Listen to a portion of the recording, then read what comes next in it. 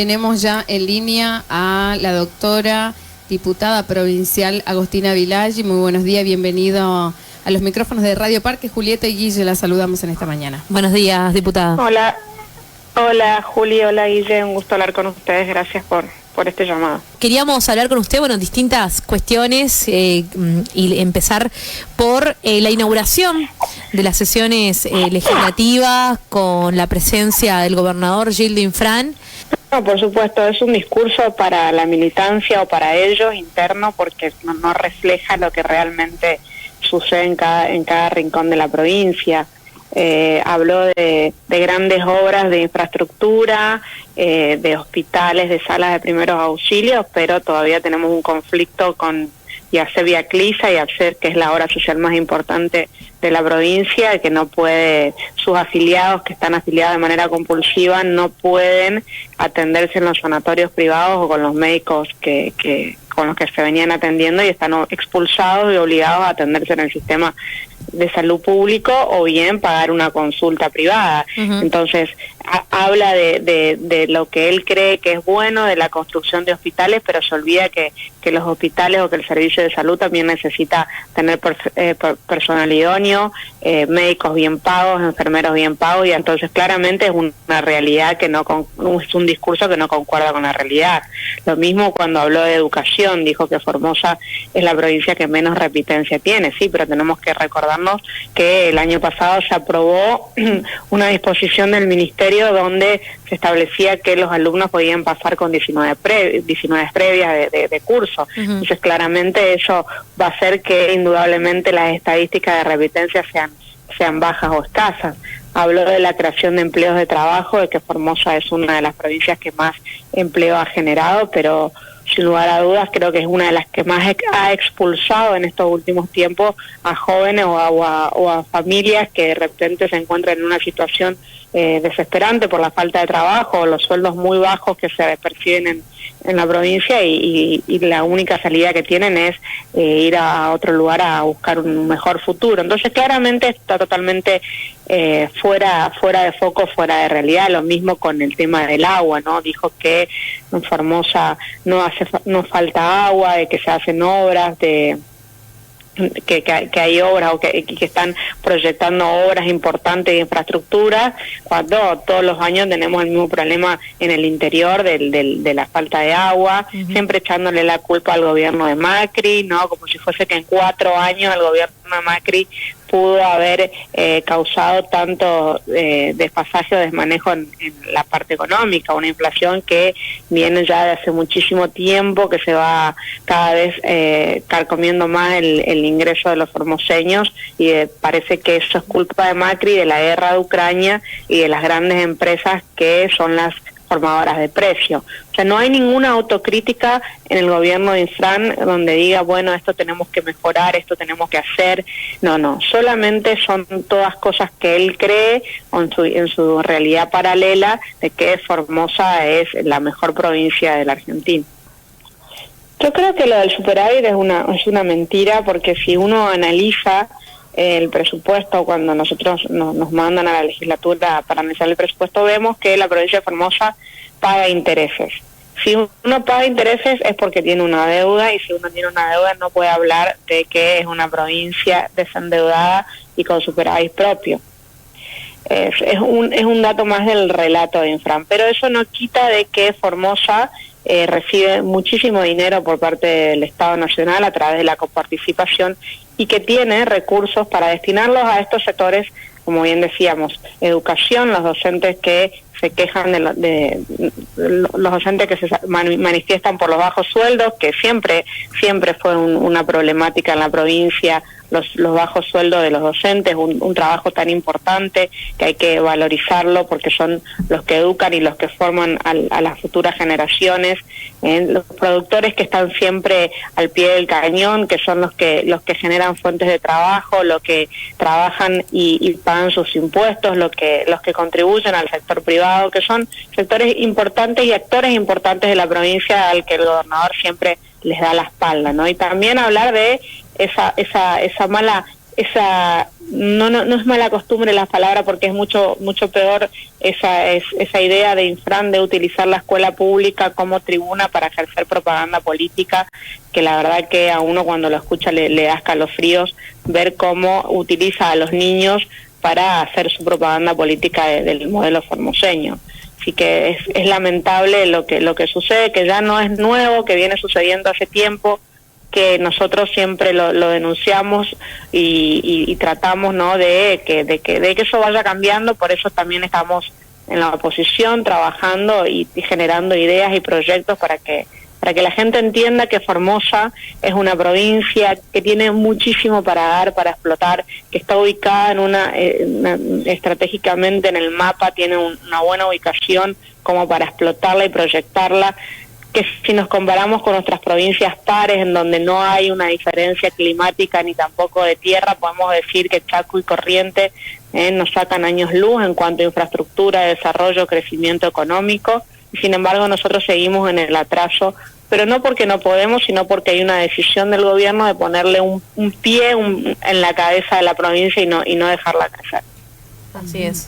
Sí, diputada, y ahora sobre todo también pasando a otro tema, a la boleta de luz, al aumento de la energía eléctrica, este subsidio que se le da a los comerciantes, pero también el reclamo de la gente, ¿no?, que está sin poder pagar o haciendo una elección, pagamos la luz o comemos o qué impuestos pagamos primero, porque ha triplicado en algunos casos el monto de la factura de luz que le llegaba a los domicilios.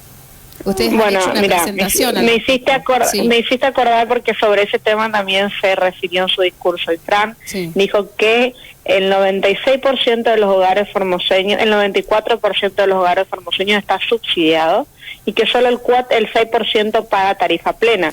Yo realmente me pregunto si no sé qué factura le llega a Infran a su domicilio, porque con las facturas que hemos recibido meses anteriores podemos claramente ver que no ha impactado el subsidio que ha manifestado Infran, ¿no?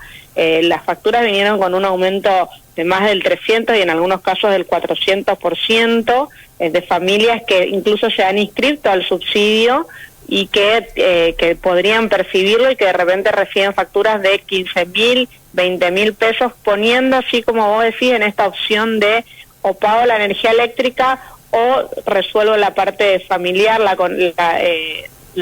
comida de todos los días, ¿no? Y la gente, la verdad que está angustiada. El subsidio que anunció es poco, no es nada, no significa nada. 1.000 kilowatts mensual para un comercio, para un kiosco, para lo que fuese, no representa ningún alivio, porque una heladera prendida o dos heladeras prendidas las 24 horas del día para mantener la mercadería o la bebida fría, la verdad que consume mucho más del subsidio que dio Infran. Encima ni siquiera es que si yo me paso de los 1.000 kilowatts tengo subsidiado esos 2.000, no. Tenés que consumir hasta 2.000. Sí, o sea, es casi imposible que algún comercio ingrese dentro de ese subsidio. Muy poco, fue el único anuncio que hizo, por así decirlo, dentro de su discurso, supuestamente en beneficio o a favor de los formoseños, que claramente deja un sabor a poco y a nada, ¿no? Así es, diputada. Bueno, estamos leyendo ahora una noticia de último momento, que el gobernador acaba de anunciar un aumento salarial del 50% a pagarse en 2 cuotas. El primer tramo en marzo y el segundo en junio. Lo que a primeros cálculos alcanzaría un sueldo para los empleados públicos, me refiero, de 100.000 pesos, ¿no? Digo, siempre debajo de la canasta básica familiar. ¿Qué opinión le merece al respecto estos anuncios, ¿no?, que devienen después de haber hablado de una provincia superavitaria, desendeudada, y ahora, digamos, que también va a seguir pagando los peores sueldos del país, ¿no? Sí, y en cuotas. No solamente que es un aumento que está muy por debajo de la inflación, si tenemos en cuenta que tuvimos una inflación de casi el 100% en el 2022, que se proyecta lo mismo para el 2023, que ya tuvimos una inflación de 6% este mes y se espera que la inflación que se anuncia sea del 7% para este mes, sino que ese cálculo que Infran lo anuncia con bombos y platillos y con todos los gremios y sindicatos, no todos, pero por lo menos UPCN, el gremio de los empleados públicos, aplaudiendo y dándole la bala a este aumento miserable, es sobre el sueldo del mes de febrero, sobre el básico. Sí, siempre calculan sobre el básico y sobre el mes de febrero, que claramente esto no alcanza ni resuelve los problemas que está teniendo la gente, que es un aumento que no significa nada en el bolsillo de los formoseños, y tenemos que tener en cuenta que el sueldo del empleado público también motoriza mucho la economía interna de la provincia, porque es el que gasta en el súper, el que compra en un comercio donde compra indumentaria, zapatillas, útiles. Es importante el sueldo del empleado público porque motoriza la economía interna. Y si nosotros tenemos sueldos bajos y sueldos que no alcanzan, la economía interna tampoco arranca, y tampoco los otros comercios, como te digo, la indumentaria o la parte gastronómica, tampoco se ven beneficiados. Así que es una miseria lo que se anuncia de aumento. Yo tenía la idea de que el aumento iba a ser del 90% como mínimo arrancando, sí, para emparejar un poco la pérdida del salario del poder adquisitivo del año anterior y para esperar lo que se viene de este año. Si vemos lo que sucedió en Corrientes, se dio un aumento del 100% a los estatales. Así es. Bien, y este aumento en cuotas, diputada, ¿no? Que lo va a comer la inflación el próximo mes, o sea, ya... Pero por supuesto, te digo que si todos los meses tenemos una inflación del 6 y el 7%. Sí. Así que en 3 meses ya perdimos el aumento que ha otorgado Infran. Bien. ¿Algo más que quiera agregar? No, sí, a ver, la vimos trabajando por la reducción de los impuestos a los ingresos brutos. Exacto. La vimos ahí insistiendo en la Dirección General de Rentas. Bueno, cuéntelos y cuál ha sido el logro de esta insistencia y qué beneficios va a traer, ¿no? Para una parte de los formoseños.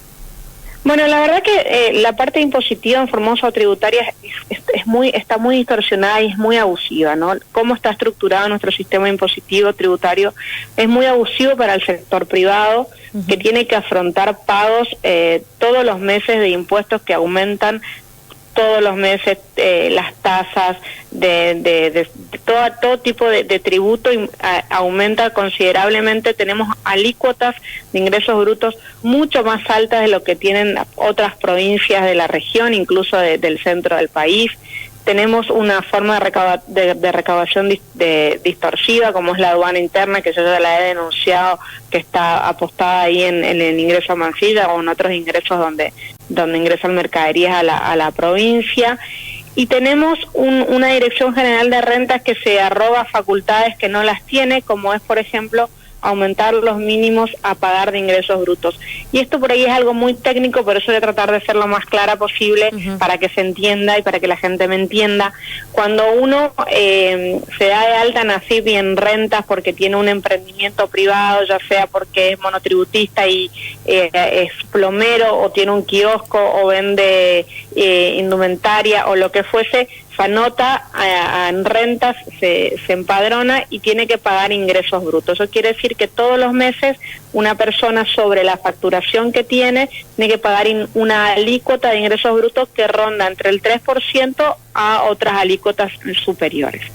Lo que hizo Renta fue exigirle a estas personas que más allá de lo que facturen o no facturen, igual le tienen que pagar a Rentas. Entonces, yo trabaje o no trabaje, Rentas igual tiene que recibir dinero de mi bolsillo. Cuando la idea del impuesto a los ingresos brutos es justamente pagar sobre lo que uno recibe o sobre lo que uno factura. Ellos hacen como una facturación ficticia que uno tiene, imaginan, ¿no? Que uno ese mes facturó, entonces tiene que pagarle 15.000, 7.000 pesos, que era el piso que había establecido Rentas. Que claramente una presunción de ingreso. Es una presunción de ingreso. Entonces, de repente, una persona que es plomero o es carpintero, un mes se enfermó, no pudo trabajar, o un kiosquero que no abrió durante todo el mes y trabajó menos y facturó menos, pero igual Rentas le exige que pague un mínimo, que va desde 7.000 a 15.000 pesos mensuales. Claramente esto es totalmente abusivo y distorsivo de la idea de la concepción del impuesto mismo a los ingresos brutos.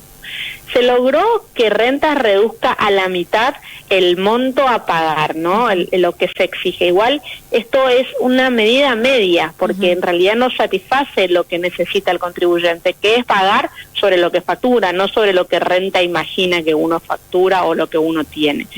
Pero bueno, nosotros vamos a seguir insistiendo porque me parece que la estructura tributaria de la provincia de Formosa está tan mal diagramada, es tan distorsiva y abusiva al contribuyente que no le permite un crecimiento al sector privado, así que mi compromiso siempre va a ser trabajar en beneficio de eso.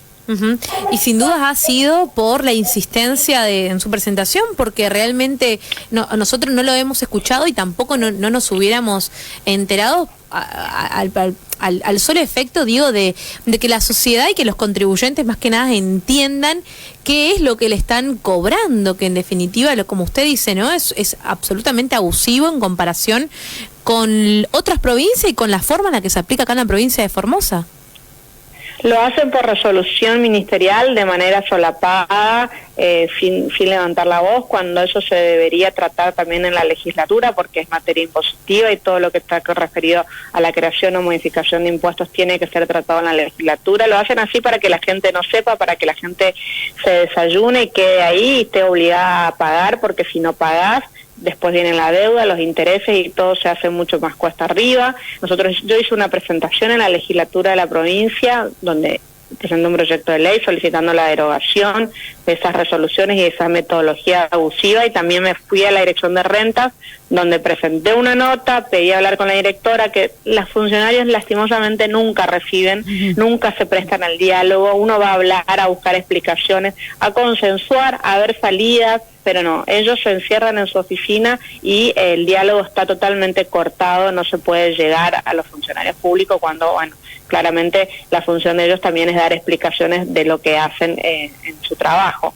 Pero sí, se logró eso, es algo, bueno, como te digo, una medida relativamente buena, pero claramente se podría mejorar mucho más en materia impositiva y tributaria, que en realidad al que afecta es al sector privado, al cuentapropista, al que trabaja, al que tiene un comercio, al que tiene una pyme, al que tiene un kiosco, al profesional liberal también, al abogado, al odontólogo, a cualquiera que tiene que trabajar por su cuenta y tiene que pagar ingresos brutos y pagarle a Rentas sobre algo que por ahí ese mes no facturó, porque no llegó, porque no estuvo, porque no le fue bien. Un abogado que recién inicia estaba obligado a pagarle Rentas antes de que yo haya hecho la presentación, más o menos 7.000 o 10.000 pesos por mes, y un abogado que recién inicia por ahí le cuesta mucho no llegar a eso, porque también tiene que comer, vivir, pagar alquiler y los insumos de lo que conlleva una oficina.